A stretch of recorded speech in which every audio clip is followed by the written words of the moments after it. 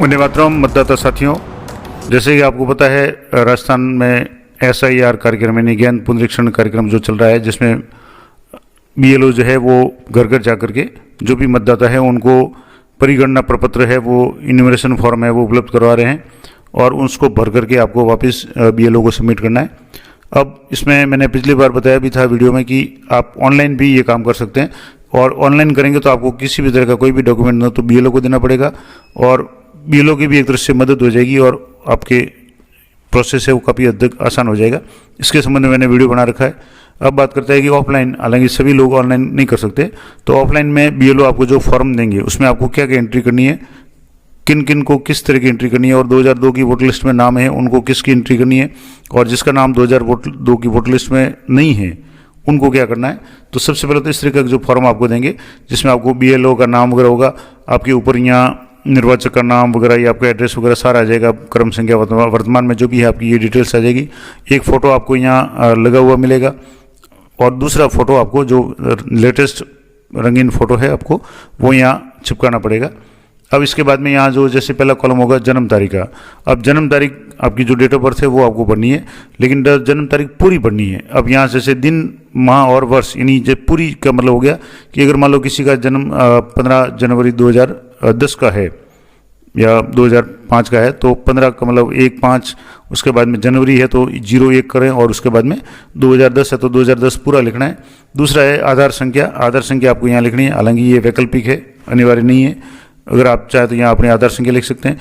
ये जो भी मतदाता है उनकी डिटेल्स है, जिसका ये फॉर्म है, जिसका 2025 की वोटर लिस्ट में नाम है, उन सभी को ये फॉर्म मिलेंगे तो उनको अपना यहाँ दूसरे नंबर पे आपको आधार भरना है, हालांकि अनिवार्य नहीं है। तीसरा कॉलम है मोबाइल नंबर का, तो आपको मोबाइल नंबर यहाँ भरना है और मोबाइल नंबर आप खुद का भरें और वो नंबर भरें जो आपके चालू हो, बंद नहीं हो।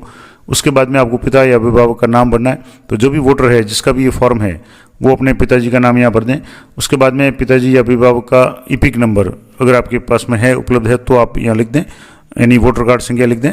EPIC नंबर या वोटर कार्ड एक ही बात है, तो वो नंबर लिख दें, नहीं है तो कोई ज़रूरी नहीं है, उपलब्ध हो तो आप लिख दें। उसके बाद माता का नाम लिखना जरूरी है, जो भी वोटर है उसकी माता का नाम लिखना है। उसके बाद में माता का EPIC कार्ड अगर है, आपको पता है, तो मतदान संख्या है वो मतलब जो भी मतदान कार्ड है उसका आपको नंबर लिखना है। उसके बाद में पति या पत्नी जो भी लागू होता हो, अगर मान लो पुरुष है तो पत्नी का नाम लिखना है और अगर कोई महिला है, शादीशुदा है, तो पति का नाम लिखना है। और अगर मान लो जैसे कोई युवा है जिसकी शादी नहीं हुई है तो वो खाली छोड़ सकता है, क्योंकि यहाँ लिखा हुआ है कि यदि लागू हो। अब जैसे मान लो कोई किसी की शादी नहीं हुई है, कोई लड़की जिसकी शादी नहीं हुई है तो उसके पिता का नाम तो पहले आ गया, तो उसको पति का नाम, अगर शादी नहीं हुई है तो खाली छोड़ दें। इसी तरीके से पति या पत्नी का EPIC कार्ड अगर है तो ठीक है, नहीं तो खाली छोड़ दें। अब यहाँ जो ज़्यादातर लोग कन्फ्यूज हो रहे हैं, क्योंकि ये जो पहला भाग है ये तो सभी को भरना है। ये जितने भी वोटर जिसके नाम से ये वोटर कार्ड, ये परिगणना पत्र जारी हो रहा है, इन्यूमरेशन फॉर्म जारी हो रहा है, वो सबको ये ऊपर वाला भाग भरना है। बहुत ही सिंपल है, डेट ऑफ बर्थ भरनी है, आधार नंबर भरना है, मोबाइल नंबर भरना है, पिताजी का नाम भरना है, माताजी का नाम भरना है, उनके EPIC नंबर है तो नहीं तो खाली छोड़ दें, और इसके अलावा पति या पत्नी अगर है लागू होता है तो उनके नाम भरने हैं। अब यहाँ दो तरह के ऑप्शन है कि अगर पिछली जो SIR हुई थी यानी 2002 में, तो 2002 की या 3 की जो वोटर लिस्ट है उसमें अगर आपका नाम है तो आपको ये भाग भरना है। मैं आपको और भी आगे बता दूंगा दूसरे इमेज में। और उसमें अगर 2002 की वोटर लिस्ट में आपका नाम नहीं है, यानी आपकी उम्र जैसे मान लो 25 साल 30 साल है, तो निश्चित रूप से 2002-3 की जो वोटर लिस्ट है उसमें नाम नहीं होगा। तो ऐसी स्थिति में आपको ये वाला भाग भरना है, जो राइट साइड में दिया हुआ वो भाग भरना है। और इसमें आपको तभी भरना है कि जब आपका नाम 2002 या 3 की वोटर लिस्ट में नहीं हो। तो आपको यहाँ अपने माता पिता की डिटेल्स भरनी है। पहले जैसे अगर मान लो आपका नाम 2002 की लिस्ट में है तो आपको अपना निर्वाचक का नाम यानी खुद का नाम भरना है, जो ऊपर नाम भरा था वही नाम आएगा। EPIC संख्या उपलब्ध है तो वो भरनी है उस समय की अगर है तो। इसके अलावा संबंधी का नाम, तो आपके जो भी रिलेटिव है उनका नाम, संबंध है। उसके बाद में जिला और राज्य, और इसके बाद में आपको यहाँ जो भी निर्वाचन क्षेत्र की क्रम संख्या, भाग संख्या। 2002 की वोटर लिस्ट आप डाउनलोड करेंगे तो उसमें सारी चीज़ें आपको ये मिल जाएगी। अगर मान लो आपका नाम 2002 की वोटर लिस्ट में नहीं है तो आपको जो भी रिलेटिव है, आपके माता पिता या दादा दादी, इनमें से किसी का भी आपको भरना है। अब कोई महिला है जिसकी शादी हो गई है तो वो अपने पीयर से, मायके से अपनी डिटेल्स से वो मंगवा सकती है। 2002 या 3 की जो भी वोटर लिस्ट है उसमें उसका नाम अगर नहीं है तो उनके माता पिता का नाम जरूर होगा, तो उनका जो भी डिटेल्स है, वोटर कार्ड संख्या वगैरह या जो भी क्रम संख्या वगैरह, वो ला करके यहाँ निर्वाचन क्षेत्र की संख्या है, भाग संख्या, क्रम संख्या, वो भरनी है। उसके बाद में जो भी मतदाता है वो यहाँ साइन करेंगे और उसके बाद में BLO के यहाँ साइन होंगे। और इस फॉर्म के साथ में 2003 की वोटर लिस्ट का जो भी भाग है, जिसमें आपके क्रम संख्या वगैरह, भाग संख्या वगैरह ये लिखा हुआ है, उसकी एक फोटोकॉपी है, वो आप जरूर साथ में अटैच कर लें।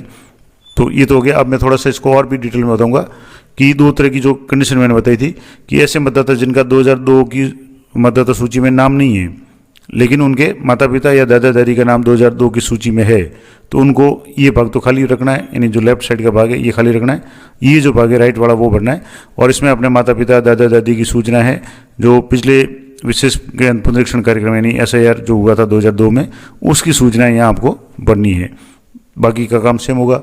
एक और जैसे उदाहरण मैं आपको बता दूँ, ये ऐसे मतदाता जिनका नाम 2002 की वोटर लिस्ट में है, तो उनको ऊपर वाले जो कॉलम है वो तो आपको सबको भरनी है। दूसरा जो भाग है इसका, जैसे जो नॉर्मल जानकारी है, डेट ऑफ बर्थ है, आधार नंबर है, मोबाइल नंबर है, पिताजी का नाम, माताजी का नाम, ये तो सभी के लिए कॉमन है। अब यहाँ जो भाग था, तो अगर 2002 की वोटर लिस्ट में नाम है तो आपको पहला भाग पढ़ना है, दूसरा खाली छोड़ना है। और 2002 की वोटर लिस्ट में नाम नहीं है तो आपको सेकंड भाग पढ़ना है। अब जैसे मान लो 2002 की वोटर लिस्ट में आपका नाम है, तो आपको स्वयं की सूचना पढ़नी है, यानी उस समय आपका EPIC नंबर क्या था, आपके माता पिता से कोई किसी का अगर है तो उसका रिलेशन वगैरह भरना है, डिस्ट्रिक्ट भरना है, स्टेट भरना है, विधानसभा क्षेत्र का नाम, विधानसभा क्षेत्र संख्या, पार्ट संख्या और सीरियल नंबर, ये चीज़ें आपको भरनी है। तो इस तरीके से मैंने आपको बता दिया कि अगर 2002 की वोटर लिस्ट में नाम है तो आपको ये वाला भाग भरना है, लेफ्ट साइड वाला, ये राइट वाला खाली छोड़ना है। और अगर आपका नाम 2002 की वोटर लिस्ट में नहीं है तो ऊपर वाला कॉलम तो आपको वैसे ही खुद की जानकारी भरनी है। जो नीचे दो भाग है उसमें से राइट साइड में जो है, उसमें से आपके जो भी रिलेटिव है, माता पिता या दादा दादी, उन में से किसी एक की डिटेल से आपको यहाँ भरनी है। जैसे उनका नाम भर दें, EPIC नंबर भर दें, आपसे क्या रिलेटेड, आपके पिताजी है तो पिताजी भर दें, दादाजी है तो दादाजी भर दें, माताजी भर दें। इसके बाद में रिलेटिव का नाम होगा, उसके बाद में पहले तो पूरा आपका नाम आ जाएगा, फिर रिलेटिव का नाम आएगा, उसके बाद में आपको रिलेशनशिप यानी क्या आपके लगते हैं वो भरना है, डिस्ट्रिक्ट, स्टेट और account number, part number, serial number, ये सारी जानकारी आपको भरनी है। उसके बाद में आपको यहाँ अपने खुद के साइन करने हैं। अगर मान लो कोई अंगूठा लगाता है, साइन नहीं कर पाता है, तो आपको लेफ्ट थंब यानी बाएं हाथ का जो भी है अंगूठा है वो लगाना है। और इस तरीके से ये फॉर्म सबमिट करके पूरा भर करके आपको BLO को देना, और BLO साइन करके, जो 2 कॉपी में फॉर्म होता है, 1 कॉपी आपको देंगे और 1 कॉपी अपने पास में रखेंगे। और यहाँ आपको जो पुराना फोटो है, यहाँ तो QR कोड लगा हुआ होगा, यहाँ दूसरे भाग में आपका पुराना जो भी वोटर लिस्ट का फोटो है वो आपके छपा हुआ आएगा वोटर लिस्ट में, इस एनेक्सर में ही, यानी जो परिगणना फॉर्म उसी में आएगा। और आपको जो लेटेस्ट फोटो है वो आपको यहाँ चिपकाना है। तो 2 कॉपी में होगा तो आपको 2 फोटो आपको पास में रखने। तो जब भी BLO आपको ये फॉर्म उपलब्ध करवाए, अधिकांश लोगों को वितरित कर दिए गए और कई जगह वितरित हो रहे हैं, तो जैसे ही ये फॉर्म आपको दे, आपको मैंने आपको बताया उस तरीके से आपको पढ़ना है। कहीं कोई कन्फ्यूजन है तो आप गलती नहीं करें, काट छाट नहीं करें। आप कोई भी कन्फ्यूजन है तो आपके जो भी BLO फॉर्म देने आ रहे हैं उनसे संपर्क करके सही जानकारी भरें, ताकि काट छाट नहीं हो। क्योंकि ये फॉर्म आपका नाम वगैरह सब प्रिंटेड आ रहा है, तो इसकी बार बार एक्स्ट्रा कॉपी नहीं मिलेगी। तो आप ये जरूर ध्यान रखें, काट छाट नहीं हो। आपको कुछ समझ में नहीं आता है तो आप अपने BLO है उनसे संपर्क कर लें, क्योंकि उनको सारी जानकारी है, उनको पूरा प्रशिक्षण दिया हुआ है। हालांकि मैंने जो भी नॉर्मल बातें हैं, जो आवश्यक जानकारी थी वो आपको मैंने बता दी है। तो आशा करता हूँ ये सारी जानकारी आप लोग उपयोगी रहेगी। तो मिलते हैं नेक्स्ट वीडियो में, तब तक जय हिंद, जय भारत।